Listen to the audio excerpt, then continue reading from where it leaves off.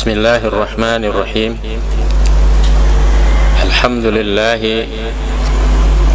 Alhamdulillahil malikil allam, muqawwiril layali 'alal ayyam, muqallibil qulubi, muqallibi syuhuri was-sinina wal a'wam. Asyhadu an la ilaha illallah wahdahu la syarika lahu dzul jalali wal ikram. Wa asyhadu anna sayyidana wa maulana Muhammadan abduhu wa rasuluh, afdalul khaliqati khairul anam.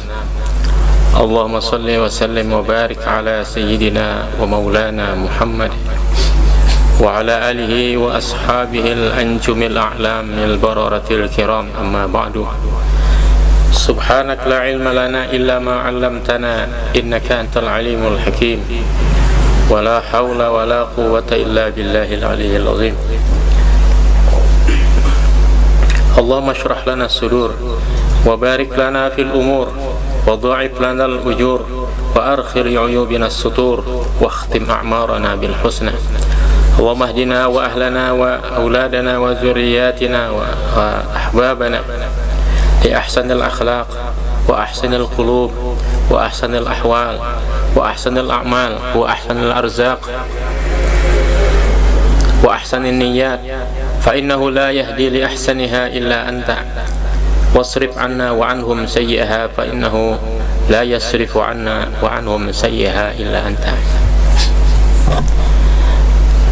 Alhamdulillah, puji syukur senantiasa kita haturkan kehadirat Allah Subhanahu wa ta'ala atas nikmat dan karunia, atas rezeki zahir dan batin yang tidak bisa dihingga. Kita disihatkan, kita diafiatkan, kita dilahirkan, dan kita dihidupkan hingga kita bernafas dengan normal di musim pandemi corona seperti saat ini. Maka betapa syukur yang tersangat besar bagi Allah Subhanahu wa ta'ala, masih dijadikan bagi kita penciuman, pengrasaan, penglihatan, pendengaran, dan ketahanan tubuh dalam situasi yang seperti ini.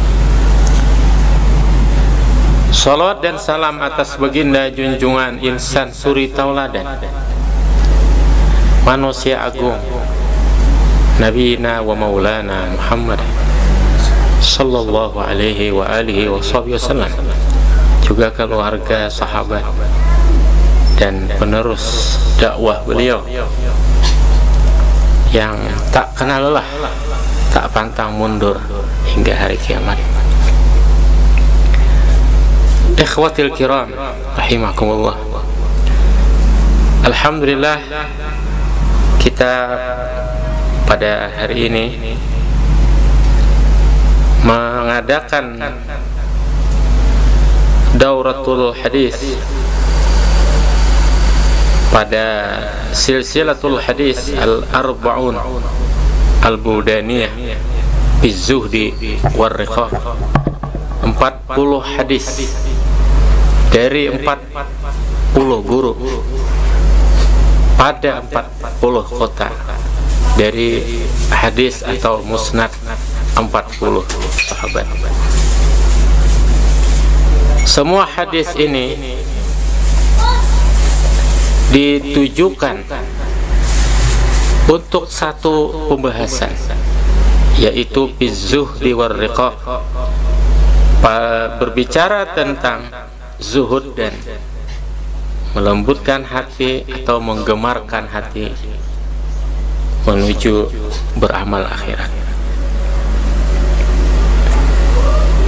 Alhamdulillah, Al-Fakir mengunjungi beberapa negara dan beberapa kota dan bertemu dengan lebih dari 300 ulama di berbagai tempat dan meriwayatkan lebih dari 500 guru dari belahan timur dan barat.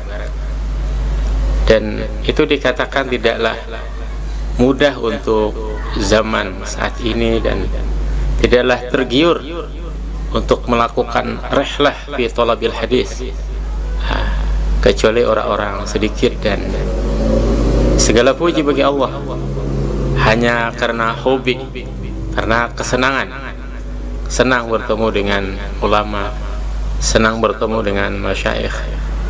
Dan secara pribadi juga ada ceritanya, yaitu karena mana ayahanda dari kami, almarhum Tuan Guru Haji Ahmad Mughni bin Ismail, meninggal pada usia Al-Fakir 17 tahun. Sehingga tidak banyak yang kami pelajari daripada beliau.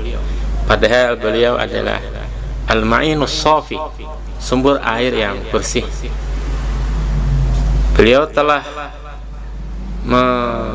mendapatkan sumber air bersih itu dari maha guru beliau di benua Banjar maupun di dua tanah haram, Makkah dan Madinah.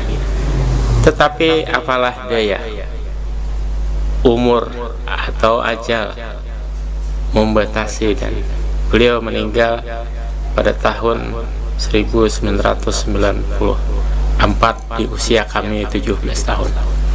Maka pada ketika itu kedahagaan ilmu ini sama sekali tidak terpuaskan. Selalu dahaga dan selalu dahaga, tidak pernah puas. Dan Al-Fakir sendiri tidak pernah menganggap diri sebagai orang alim, hanya seorang santri sepanjang hidup, insyaallah, menuntut ilmu dan menuntut ilmu, ataupun juga hanya pencinta, mencintai orang menuntut ilmu, mencintai ulama, dan mudah-mudahan mendapatkan keberkahan dan kesyafaatan dari para ulama tersebut. Maka sekedar mengabadikan perjalanan itu atau rihlah itu, dan sekitar 9 atau 10 negara adalah kami datangi, dan mengabadikan nama-nama guru dan berbagai faidah yang hasil dari percakapan Al-Fakir dengan mereka, atau ilmu yang mereka berikan, atau ijazah yang mereka ijazahkan. Maka ditulis sebahagian kecil saja dalam kitab Al-Arba'un Al-Buldaniyah ini. Artinya masih sekian panjang dan sekian lebar yang seharusnya ditulis dengan turuqul asanid, jalur-jalur sanad, dan seterusnya dan seterusnya. Kemudian itu yang harus dipahami adalah hadisul Buldaniyah la yutlabu fiha al-awali. Hadis Buldaniyah ini tidak dicari atau tidak diperlukan padanya itu ketinggian sanad. Syukur kalau kita bertemu yang tinggi sanad. Tetapi yang dimaksud dengan hadis Buldaniyah itu adalah bahwa kita berkunjung ke suatu tempat, kota atau negeri, dan al-bahsu an ulama'iha, menggali tentang ulamanya, manahijuhum, manhaj mereka di dalam keilmuan, di dalam akidah dan sebagainya, dan marwiyatuhum, sanad-sanad riwayat mereka, masyayikhatuhum, keguruan mereka. Dan kadang-kala ba'duhum kana nazilan, sanad mereka adalah sebagian rendah. Tetapi wan nuzuluhuna nuzulud dirayah la nuzulur riwayah. Itu rendahnya sanad mereka, itu rendahnya dirayah. Mereka memang belajar dengan gurunya itu ya telaten, dengan penjelasan, dengan uraian. Jadi panuzulu afdalu min haitsud dirayah wal ulu afdalu min haitsur riwayah. rendahnya sana, tetapi dibarengi dengan namanya guru yang rendah sana kan berarti lebih muda dari yang umur ratusan tahun, tetapi dibarengi dengan penjelasan, pemahaman, dan itulah tujuan daripada ilmu. Man aradallahu bi khairan yufaqihu fiddin. Barang siapa yang Allah kehendaki dengan kebaikan, Allah pahamkan dia pada agama. Jadi yang dituju dari ilmu itu adalah paham. Yang dituju dari paham adalah amal. Yang dituju dari amal adalah istiqamah. Nah, jadi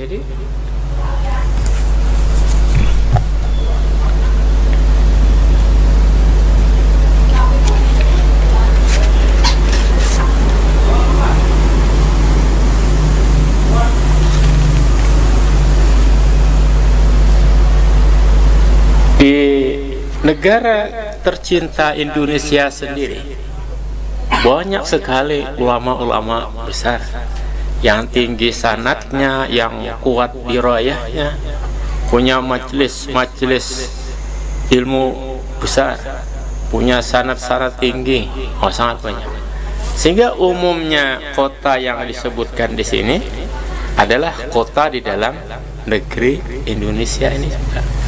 Sebagaimana Al-Imam Ibnu Asakir mengarang Buldaniyatnya, kota yang banyak beliau sebutkannya kota di daerah beliau istilahnya.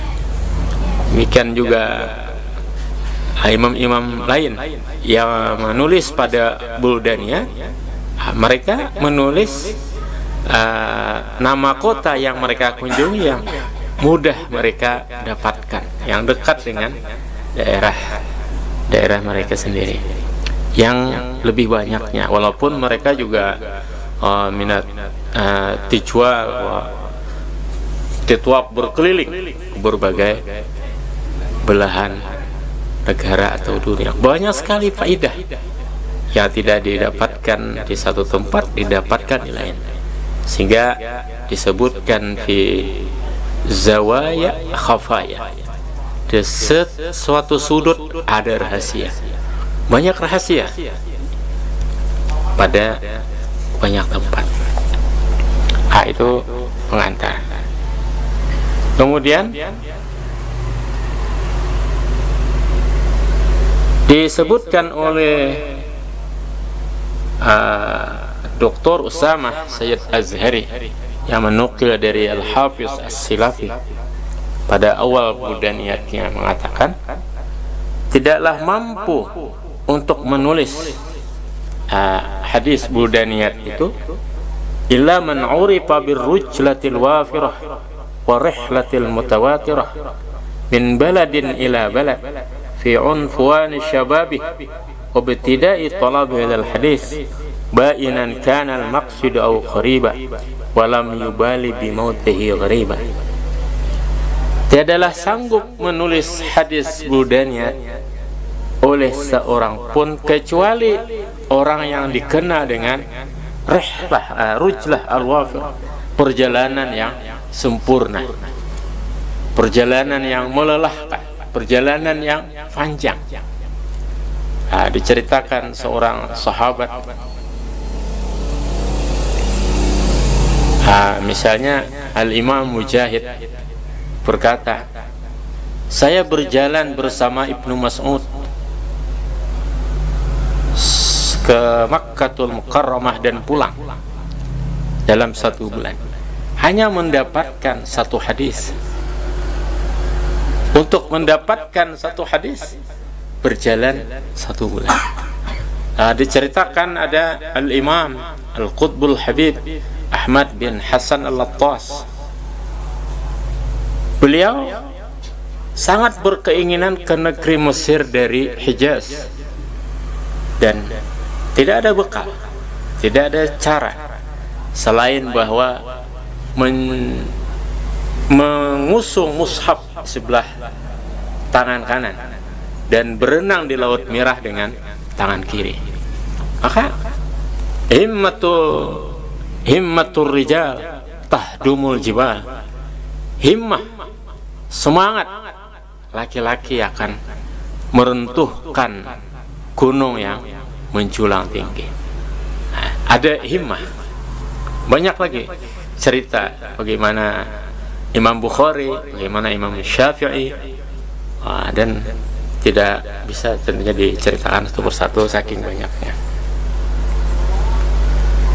Dan perjalanan itu dimulai dari sejak usia muda, bukan ucuk-ucuk mau pergi dan hanya mendapatkan satu kiai, dan itu pun belum tentu dikasih ijazah, dikasih hadis.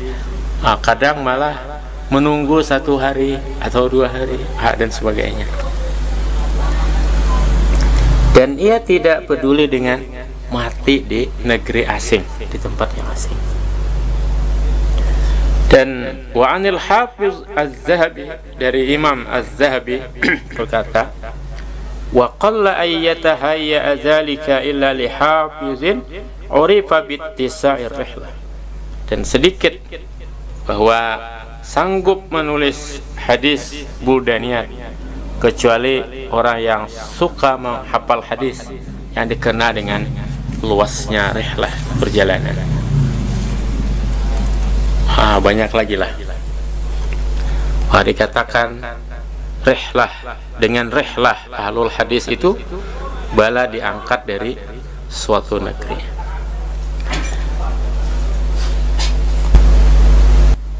Pemirsa yang dirahmati oleh Allah Subhanahu wa taala, alhamdulillah kita masuk pada kota pertama yang disebutkan dalam Arba'un Buldaniyah ini, yaitu adalah kota suci Al-Madinatul Munawwarah. Dari hadis Abdullah bin Amr bin As, mengapa didahulukan kota Madinah Al-Munawwarah dari Makkah Al-Mukarramah? Maka ada berbeda pendapat dan pilihan ulama. Ada yang mengutamakan Madinah, ada yang mengutamakan kota suci Makkah. Masing-masing memiliki dalil dan argumentasi masing-masing. Namun Al-Faqir, seperti juga Dr. Usamah Sayyidul Azhari, memulai arba'innya, buldaniyahnya dari Madinah Al-Munawwarah, karena awal mula terpancarnya syiar Islam, tafaul, istilahnya tafaul dengan Madinah. Awal mula tersebarnya Islam, awal mula memancarnya Islam, awal mula nampaknya Islam dan diterima di kalangan luas. Haddatsani al-muqri'ul 'allamatu syekh al-musnidu ad-doktor Yahya ibnu Abdul Razzaq al-Ghawsani as-Suri, laqituhu fil Masjid an-Nabawi asy-Syarif, yuqalu inna syuyukhahu qad nahazul alfa minhum Alamuddin Abul Faid Musnidul Asri Asy-Syaikh Muhammad Yasin Ibnu Muhammad Isa Al-Fadani Al-Indonesi, aslan al-Makkiyu wiladatan wa wafatan bi asanidihi al-masturati fi asbatihi ila Sayyidina Abdullah ibn Amr ibn al-As radhiyallahu ta'ala anhuma qala Rasulullah sallallahu alaihi wasallam, ar-rahimuna yarhamuhumur rahmanu tabaraka wa ta'ala, irhamu man fil ardi yarhamukum man fis sama. Menghadiskan kepada Al-Faqir oleh seorang ahli qiraat Al-Quran, seorang yang alim, yaitu Syekh Dr. Yahya Abdul Razzaq Al-Ghawsani, berasal daripada Suriah dan bertempat tinggal di Madinah Al-Munawwarah, ataupun sekarang barangkali di Istanbul, Turki. Aku berjumpa dengan beliau di Masjidun Nabawi Syarif dan bercengkrama sebentar, mengucapkan salam dan memintakan hadis musalsal bil awaliyah. Dikatakan bahwa guru-guru beliau mencapai hampir 1000 orang. Di antara yang terutama guru beliau adalah Alamuddin Abul Faid Syekh Muhammad Yasin Isa Al-Fadani, orang Indonesia, itu Padang, Sumatera Barat, lahir dan tinggal serta wafat di Makkatul Mukarramah. Dengan sanad-sanad beliau yang tertulis pada puluhan sahabat beliau, sangat banyak, yang jika disebutkan maka sangat panjang dan sangat luas, sampai kepada sahabat Nabi bernama Abdullah bin Amr bin As radhiyallahu taala anhuma. Ia berkata, telah bersabda Rasulullah sallallahu alaihi wasallam, Ar-Rahimun yarhamuhumur Rahman. Orang penyayang akan disayang oleh Ar-Rahman. Ar-Rahimun, orang yang memiliki sifat penyayang. Yarhamuhum, akan selalu disayang Ar-Rahman oleh Tuhan yang Maha Penyayang tabaraka wa ta'ala. Irhamu man fil ardi, sayangilah orang yang ada di bumi. Man ini litaglibil aql, artinya apa saja yang ada di bumi, berakal maupun tidak berakal. Yarhamkum sebagai jawab irhamu, atau yarhamukum sebagai istinaf minad doa, semoga kalian disayangi man fis sama oleh orang yang di langit. Mengenai hadis ini ada banyak pembicaraan. Satu, keutamaan kota suci Madinah Al-Munawwarah. Tiada diragukan lagi bagaimana keutamaan kota suci Madinah Al-Munawwarah, kota yang tempat rindunya hati, tempat cintanya hati orang-orang Islam, tempat sepaling baik tempat bersemayamnya baginda Rasulullah sallallahu alaihi wa alihi wasallam, tempat bersemayamnya orang yang sangat atau paling dicintai oleh segenap kaum muslimin. Maka setiap hati merindukan kepada kota Madinah.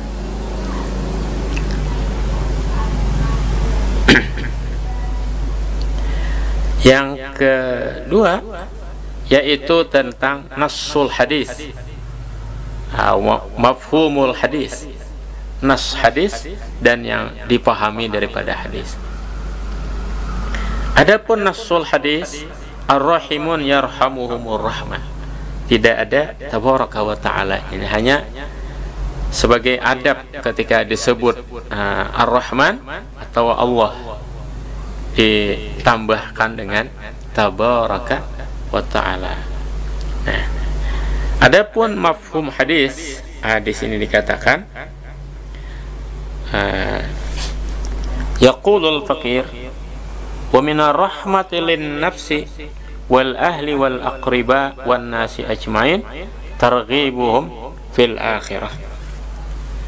Di antara rahmah, menyayangi bagi diri dan keluarga dan orang dekat dan semua manusia, itu menggemarkan mereka kepada akhirat. Nah, jadi sayang, ada sayang karena dunia, ada sayang karena akhirat. Sayang karena dunia yaitu kita kasihan istilahnya pada sisi keduniaan, dalam masalah sandang pangan, dalam dan sebagainya lah. Dan ada sayang karena akhirat, itu mengasihani akhiratnya. mengasihani akhiratnya. Maka yaitu dengan cara mengajari, dengan cara ikut dalam kegiatan dakwah dan sebagainya. Cukup luas sekali. Paling utama yang disayangi adalah diri kita sendiri. Sebelum kita menyayangi orang lain, kita sayangi diri kita sendiri. Buatlah dirimu bahagia, maka engkau akan bisa membahagiakan orang lain. Kita tidak bisa membahagiakan orang lain, kitanya saja tidak bahagia. Bahagiakan diri kita, maka kita akan bisa memancarkan kebahagiaan kepada orang lain. Nah, jadi bahkan sebaiknya jadikanlah diri kita itu rahmat. Wah, bagaimana itu? Kalau yang tadi, bersikaplah, berbuatlah dengan rahmat, kasih sayang. Nah, kalau yang ini, jadikanlah diri engkau itu rahmat.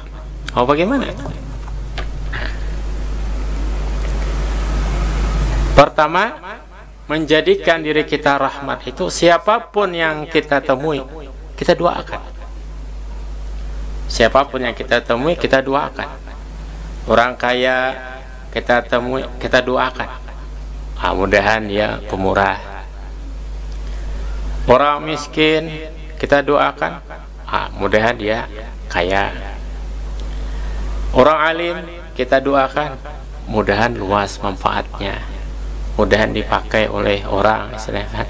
Kalau dipakai oleh orang tidak bermanfaat, mudahan dihargai oleh orang lain. Penting juga. Kemudian orang jahil kita temui, mudahan dia tergerak hati menuntut ilmu, dan sebagainya.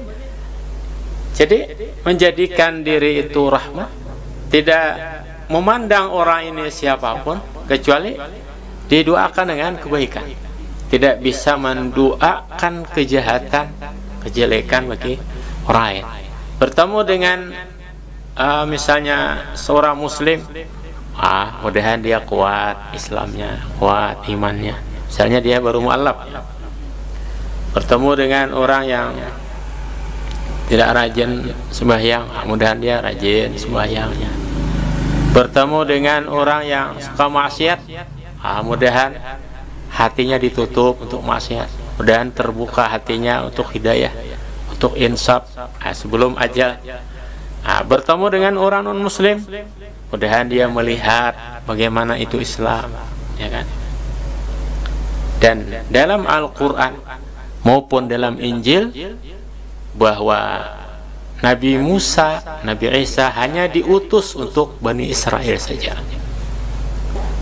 Bani Israel di mana? Tidak ada di sini.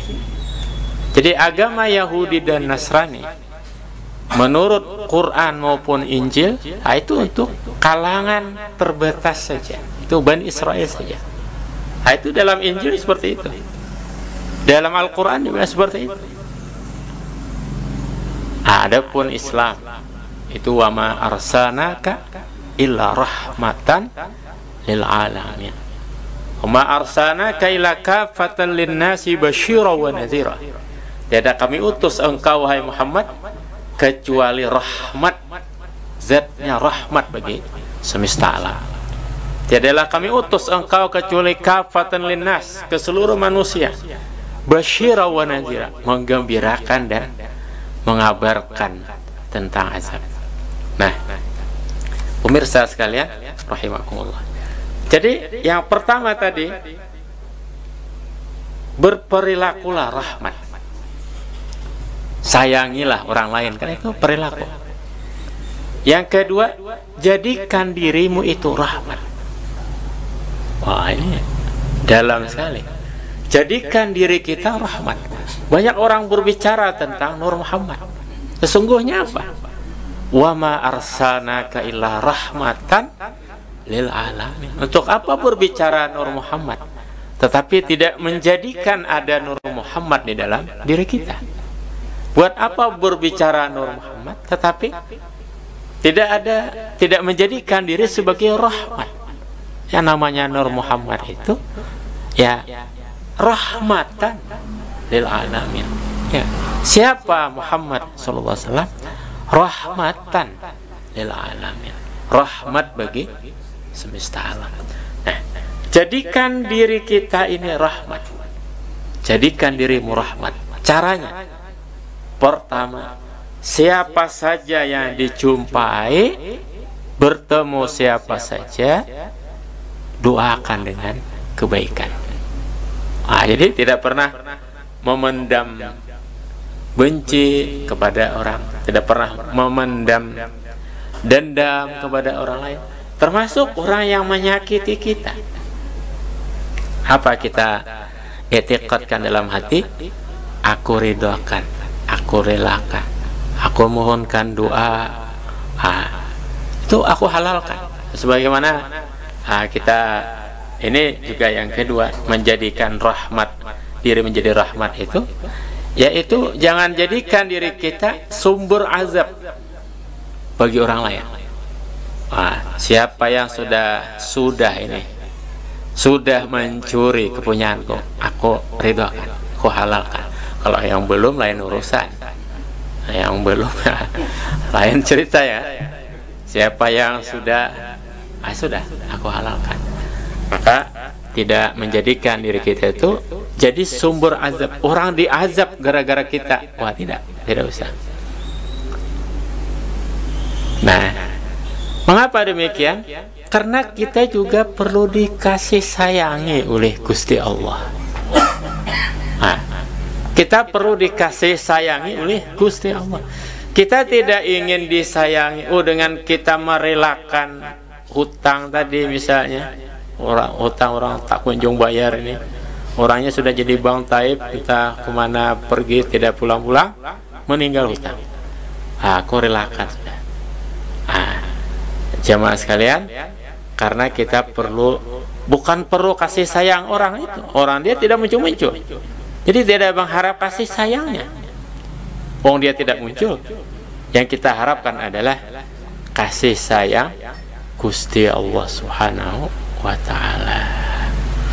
Berat kita merelakan. Dosa kita kepada Tuhan pun banyak. Berat juga Allah Ta'ala merelakan nantinya. Begitu banyak zalimnya kita kepada Allah Ta'ala. Banyak, tak terkira, tak terhitung banyaknya. Berat. Banyak. Nah, maka seberat apa kita merelakan kezaliman orang lain kepada diri kita, seberat itu juga Allah Ta'ala mengampuni dosa-dosa kita. Sebenarnya hati ini tidak ikhlas untuk merelakan itu. Namanya manusia. Kita dijahilin, bahkan kita itu apa? Apa namanya itu? Dicegat-cegat, dijegal kita. Bisnis kita dijegal, bahkan hubungan asmara juga dijegal. Pernah pacar diambil sama orang, ya. Kita pernah pengen kepada cewek, diambil sama orang. Wah, ini bukan hal yang mudah.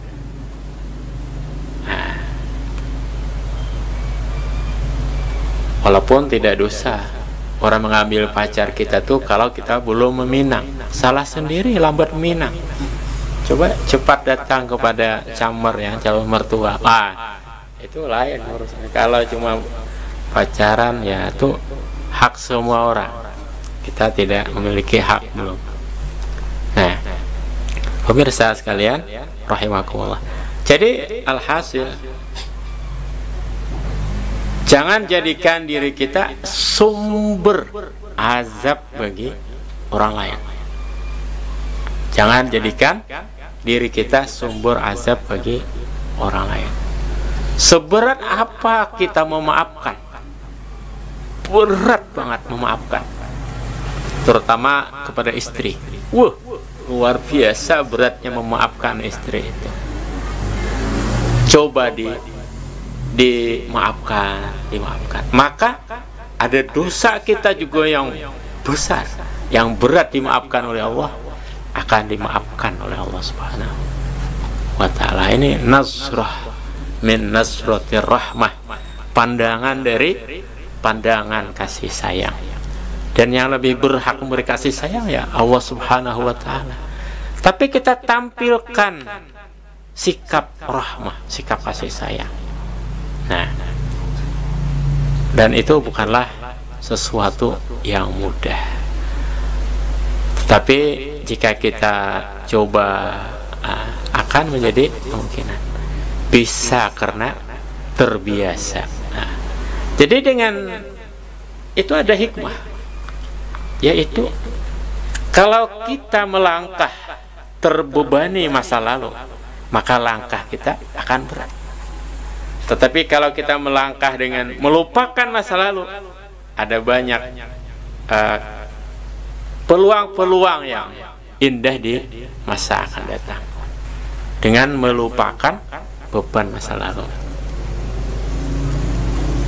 Nah, ada cerita sudah kita ceritakan juga, yaitu Al-Imam An-Nawawi rahimahullahu ta'ala. Beliau dicuri surbannya oleh seorang pencuri, maka beliau kejar, pulang, dengarkan aku halalkan surbanku itu, maka ucapkan aku terima. Tapi dia tidak mengerti, mana dia mengucapkan aku terima, dia tidak mengerti, dia takut.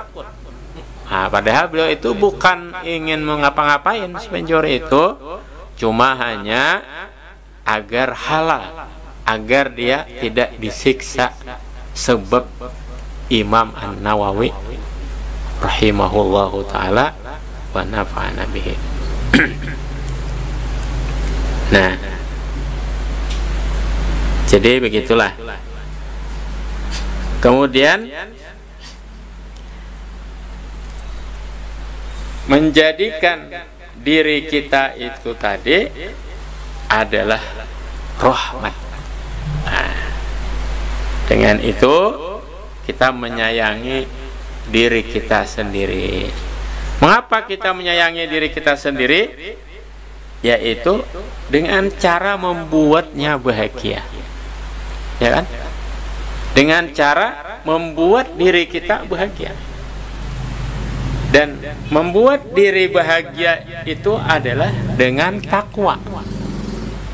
Tidak ada dengan yang lain. Dengan takwa. Di antaranya juga membuat diri bahagia itu dengan qanaah. Dengan qanaah. Diceritakan adalah Sayyidina Imam Al-Qutbul Habib As-Sayyid Muhammad Amin Al-Qutbi rahimahullahu wa radiyallahu anhu. Beliau itu jika perlu uang, maka ambil di buah tilam, bukan tilam di rumah. Misalnya pas suatu acara, bermukim di Mina, mengadakan acara, kata panitia, wahai saya tidak cukup uang, beliau ambil uang di buah tilam. Dan itu ya beberapa kejadian istilahnya. Maka ditanya oleh guru kami Syekh Ahmad Jamhuri rahimahullah ta'ala, wahai Sayyid, dari mana uangnya kok ada terus? Maka apa jawaban beliau? Al-qana'atu kanzun la yafna. Qana'ah, merasa cukup, adalah perbendaharaan atau brankas yang tak akan habis. Jadi kalau kita pengen terus, wah itu kadang cukup anunya, kadang cukup piluntangnya istilahnya. Habis tali di peluntang, ada aja lagi nanti kandeki. Nukar baju ini, beli baju itu, make up aja mungkin puluhan atau ratusan jenis, banyak. Dari yang pupur pipa, ya, make up cewek, dari pupur pipa sampai harga jutaan, banyak. Jadi qanaah, merasa cukup. Baju dari harga yang 50 ribuan, 100 ribuan, sampai jutaan. Maka perlu qanaah. Qanaah yaitu merasa cukup. Dan menyayangi diri kita, yaitu dengan takwa. juga dengan qanaah. Nah, takwa ini membuat kita bahagia. Tidak ada kebahagiaan kecuali dengan takwa. Kalau kita maksiat, itu disebut maksiatul lahzatin nadamu zamanin. Maksiatul lahzatin, maksiat sejenak, nadamatu zamanin. Begitu ya. Maksiatul lahzah, nadamatu zaman. Maksiat kita sejenak, tetapi menyesalnya sepanjang zaman. Nah, betul tidak? Maksiat sejenak saja, menyesalnya sepanjang zaman. Nah, pemirsa sekalian, rahimakumullah. Jadi, buatlah diri ini bertakwa, maka dia akan bahagia. Itu namanya rahmat kepada diri, yaitu menyayangi diri sendiri. Nah, wal aqibatu lil muttaqin. Apa namanya? Aqibatu lil muttaqin, masa depan yang baik bagi orang yang bertakwa.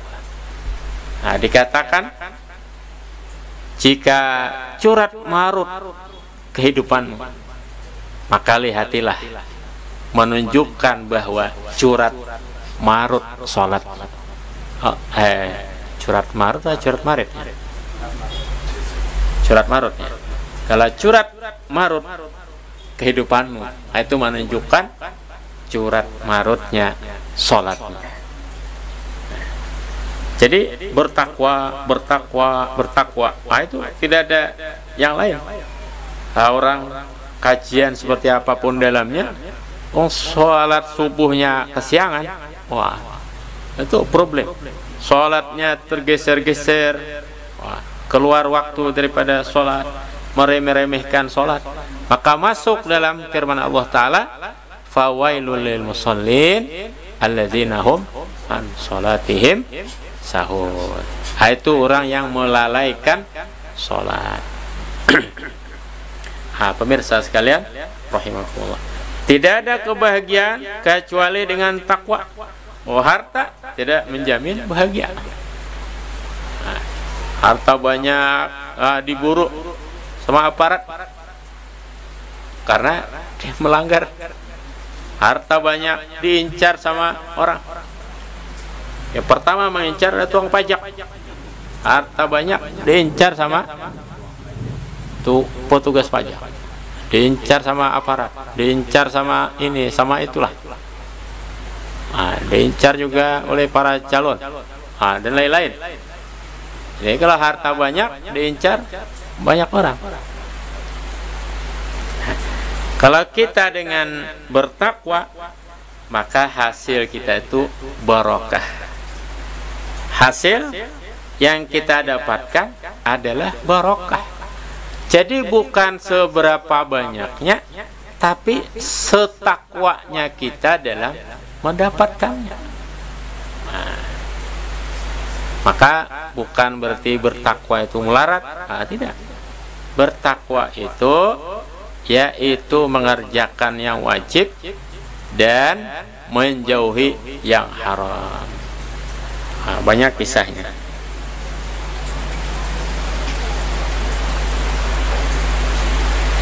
Sayang kepada keluarga, pahamkan dia tentang akhirat. Jangan dunia saja. Pahamkan dia tentang akhirat. Gemarkan dia kepada akhirat. Maka berarti itu adalah sayang kepada keluarga, menggemarkan kepada akhirat. Kemudian hadis ini adalah dikenal dengan al-hadisul musalsalu bil awwaliyah. Hadis yang bersambung dengan awal yang didengar daripada guru. Maka awal yang Al-Fakir dengar dari guru kami, yaitu Dr. Yahya Ghausani, dan lainnya lebih dari 100 guru, yaitu hadis kasih sayang ini.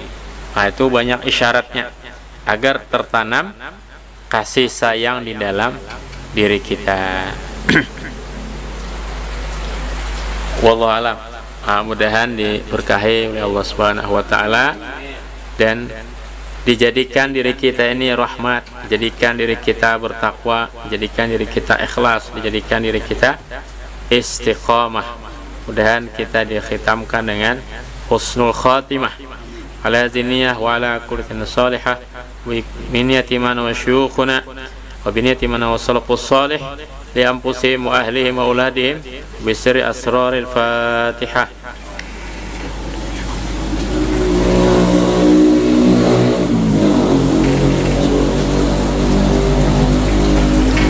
Alhamdulillahirabbil alamin. Allahumma shalli wa sallim wa barik ala sayyidina Muhammadin wa ala alihi washabihi ajmain. Allahumma ighfir lana dhunubana wa liwalidina wa liwalidina wa liwalidina warhamhum warhamhum warhamhum kama rabbuna shighara wa li sairil muslimina wal muslimat wal mu'minina wal mu'minat bi rahmatika ya arhamar rahimin. Rabbana hab lana min ladunka dzurriyyatan thayyibah innaka sami'ud du'a. ربنا تقبل منا إنك أنت السميع العليم وتب علينا إنك أنت التواب الرحيم. ربنا هب لنا من أزواجنا وذرياتنا قرة أعين واجعلنا المتقين إماما. ربنا آتنا في الدنيا حسنة وفي الآخرة حسنة وقنا عذاب النار. وصلى الله على سيدنا محمد الأمي وعلى آله وصحبه وسلم. سبحان ربك رب العزة عما يصفون. سلام على المرسلين والحمد لله رب العالمين. تقبل الله منكم.